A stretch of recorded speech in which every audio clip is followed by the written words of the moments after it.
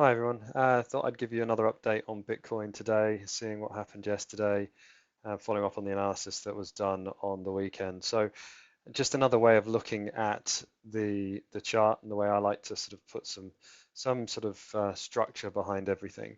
Obviously, I like to use my Fibonacci's. I like to use the Fib channels as well. So I would normally put a Fib channel on a sort of at least a corrective move like this to see if it's respecting the levels. And as you can see here, it respects them pretty well. You sort of do the highs and lows, and you can see the 32 here is respected well. We've got a nice sort of area between the 50 and the 768 here with that 786, sorry, and the golden zone here. It seems to respect it very well. Got bounces off the 50. So this to me looks like a a decent fib channel and something I should be looking at. And obviously you can see here we came down and we sort of ground out along this lower edge of the fib channel as well. So put those on there. Obviously you can see here and here it sort of bounced back up into that same region in that area.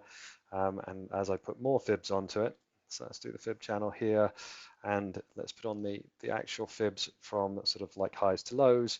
You can see this fib here from this high to this low, 618 golden zone, perfect retrace to, and obviously made it into that zone, and that's when we had the CPI crash.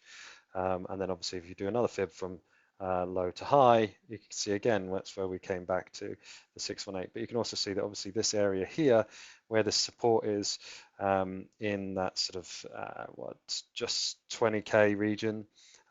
If you were to put the fibs on here, like I showed in some of my tweets earlier this week, you can line up the levels. Usually what you find is that fibs tend to line up with previous support levels. So you can see here this set of golden zone here lines up well with this. And if you'd put on the fibs as this was going down and you started to see when there were confluences between those levels, you can sort of see when, especially if it coincides with sort of divergences or with signs of exhaustion, you can see when those levels line up really nicely. That tends to give you a good indication of when a top is in or a bottom's in.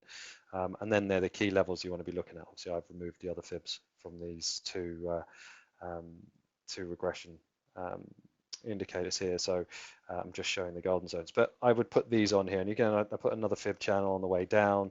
You can see that this level here, this sort of 768 was respected really well. You can see here actually where it dropped right down to was very close to that 618. The 50 was respected if it's being respected at the moment.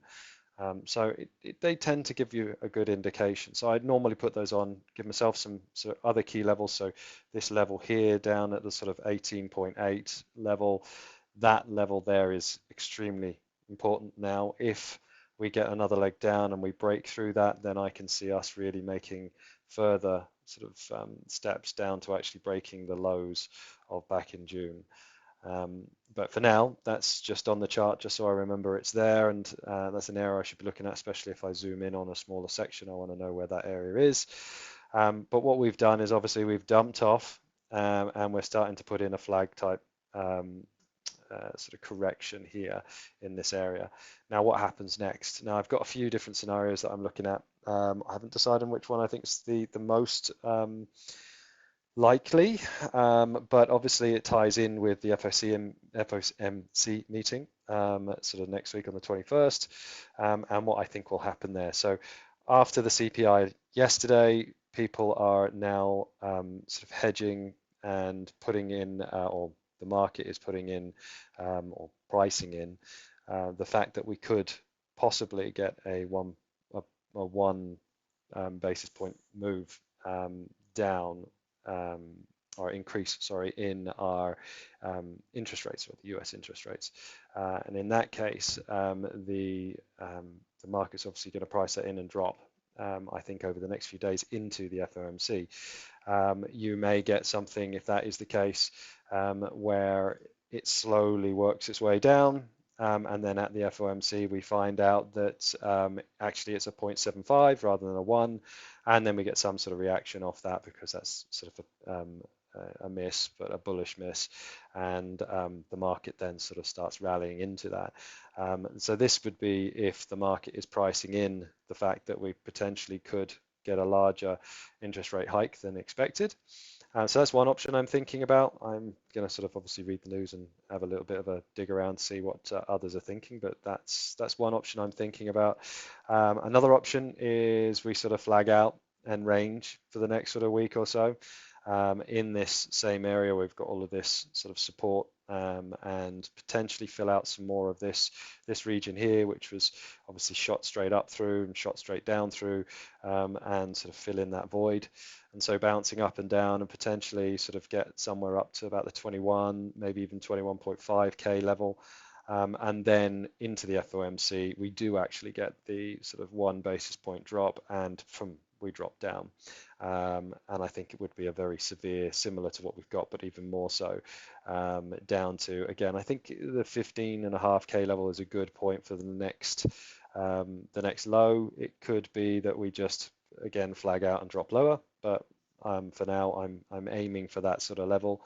That might be the low, but I will obviously assess as I get closer. So that's another option, which I'm thinking about. And then the final option is looking at some more of a sort of, again, looking at Elliott wave in that sense, whereby you would think a correction would come in 3. And we've just put in an A and a B, and then potentially there's still this C to come. This would be, again, probably less likely, I think, after all the news that we've had, but still very possible. Could be a very quick squeeze up. I think Capo's thinking about that as his primary scenario. So a very fast move up and then a big wick down. And in that sense, it could be, it runs into the FOMC. It could be something whereby this happens really quickly. And then we start getting that move down and everything gets priced in. And that could just be right into the ETH merge. We get that last ditch push up, and then a very severe drop as everyone sells into the fact that really the ETH merge has done nothing. And we've got to wait for sharding and all that to actually see any improvements. But anyway, that's potentially it. But all of them, I think, are with the premise that I think we're going to go lower. We may get that slight push higher, but I think each of these are going to be a lower high, and we should be looking to really sort of take advantage of those lower highs and position for lower prices coming into sort of the end of the month. So that's my thinking, a different view on how I look at it with different tools. If you like this, and if you want me to do any more of these videos, then please like, subscribe, and put any comments you may have into the comments in YouTube, or chat me on Twitter, and I'll try and do better next time. All right, thank you very much.